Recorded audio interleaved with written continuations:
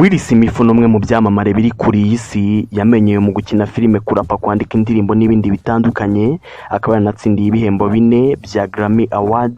Nk'umunyamerika witeje imbere, Smith yatanze inama nyinshi zitandukanye, akaba niyo mpamvu twahisemo 10 ngo tuziganeho muri iki kiganiro. Ndisenga Albert Berarime, mbahaye ikaze muri Menya Byose y'uyu munsi.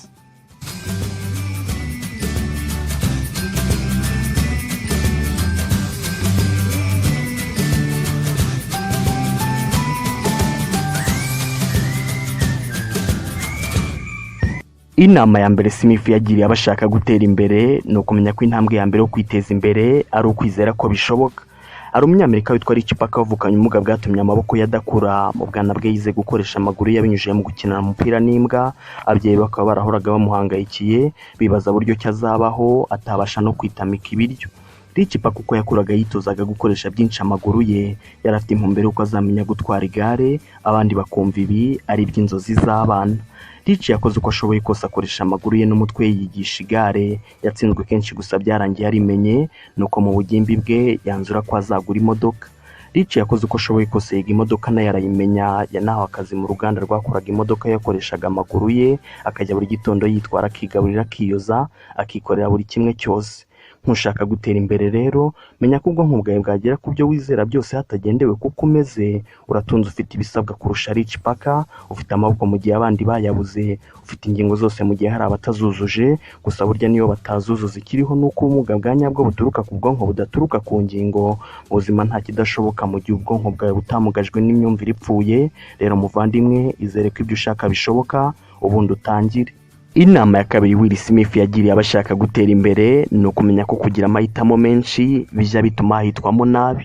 Hari umujenerali watwikiye ku rugamba bwati ingabo ze zari gukoresha zihunga umwanzi. Akimara kubutwika yabweretse ingabo zarazibwira ati, namwe murabibona nta nzira y'ubuhungiro tugifite. Yabwiye ko bagomba kurwana bagatsinda, batatsinda bagatsembwa. Ntushaka gutera imbere rero, mu gihe utaragera ku rwego nk'uru rwa jenerali ntuzagera ku iterambere ushaka. Niba ushaka iterambere witinya urugamba, wiseta ibirenge utinya abo muzahangana, injira mu ishyamba uhige, umenye ko nutarwana uziruka iteka.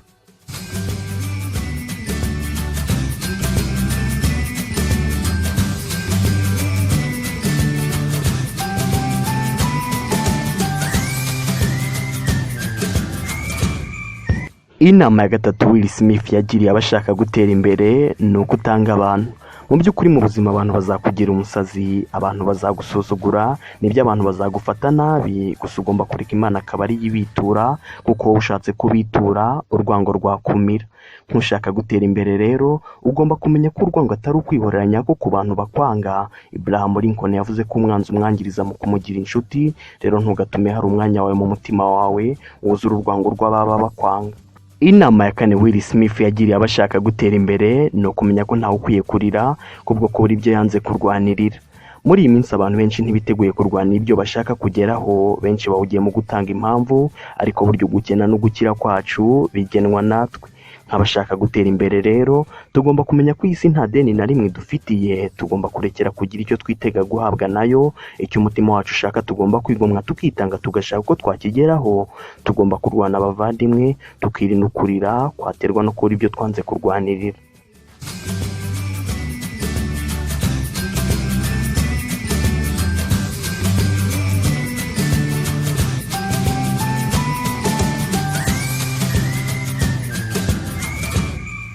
Inama ya gatanu Will Smith yagiriye abashaka gutera imbere ni ukutagendera mu myumvire imenyerewe.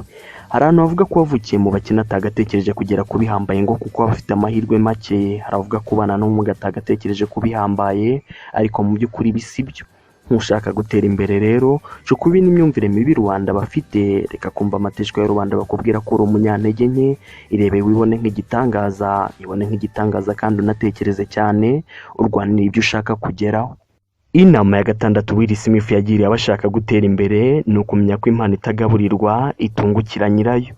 John Maxwell yavuze ko impano idahagije mu kwiteza imbere. Atitaye ku mpano ufite, ugomba gukora ibiyikuza amasaha n'amasaha. Zaba itaratunganywa nta kibimaze, gusa iyo itunganyijwe irakoshwa. Ugomba kwiyungura ubumenyi bw'ingirakamaro mbere y'uko hagira ubuguhembera.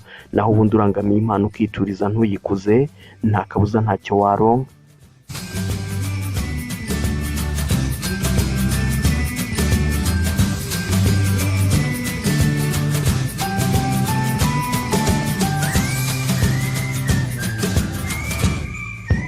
Inama ya karindwi Will Smith yagiriye abashaka gutera imbere ni ukumenya kurwanya ubwoba.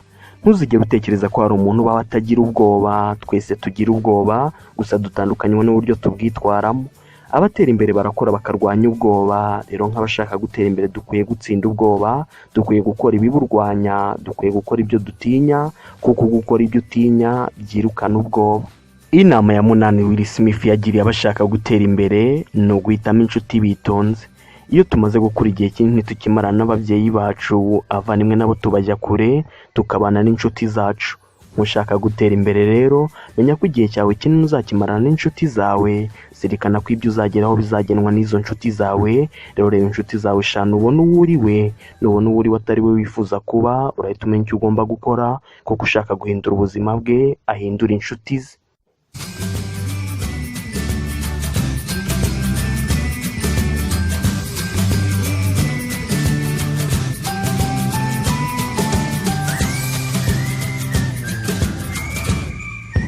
Inama ya cyenda Will Smith yagiriye abashaka gutera imbere ni ukutagura ibyo badashaka batanafitiye ubushobozi, bagamije kubonwa neza n'abantu badakunda. Mbere y'isohoka rya iPhone X muri 2018 hakozwe ubushakashatsi bwakozwe hagamijwe kubona uburyo ki abantu bashidukira ibigezweho, kandi koko byarabonye. Miliyoni 28 z'abanyamerika bariteguye kuguza amafaranga kugira ngo bagure iPhone nshya z'abanyamerika gusa, kuko n'abandi bagura ibyo badashaka batanafitiye ubushobozi kugira ngo bubahwe muri rubanda. Ushaka gutera imbere rero, menya ko utaho umukiriya uramutse utazi kuzigama, ntiwagira ibyishimo ugenerwa ibyishimo na rubanda. Rero muvandimwe, ibera umuyobozi. Inama ya 10 Will Smith yagiriye abashaka gutera imbere ni ukumenya ko ubuzima bwawe buzaba bwiza mu gihe wabashije gufasha abandi kugira ubuzima bwiza.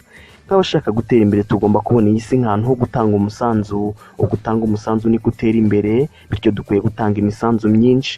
Ntushaka gutera imbere rero, banza wizere ko ibyo ushaka bishoboka. Itegure kurwanira ibyo ushaka, kora cyane ugamije gufasha abandi kugira ubuzima bwiza.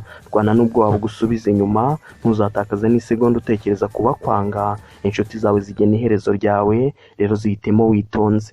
Iki kiganiro cyitwa Menya Byose, ni icya Senga Robert Berarime. Mukurikira kuri YouTube channel Berarime Range.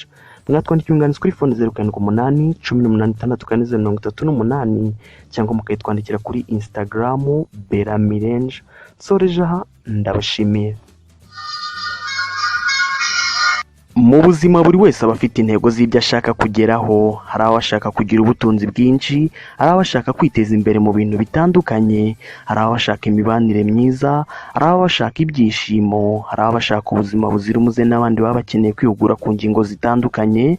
Gusa benshi ntibagera ku ntego zabo kubwo kubura inama zabibafashamo no kutamenya ko inzira igana mu ijuru ishyushye kimwe nk'iy'ikuzimu. Kubwiza impamvu rero twafunguye ishene ku ntego yo gufashanya kugera ku nzozi zacu, tukajya tugira inama tunavuga ukuri nyakuri kugomba kumenywa mu rugendo rwo kugera ku nzozi zacu.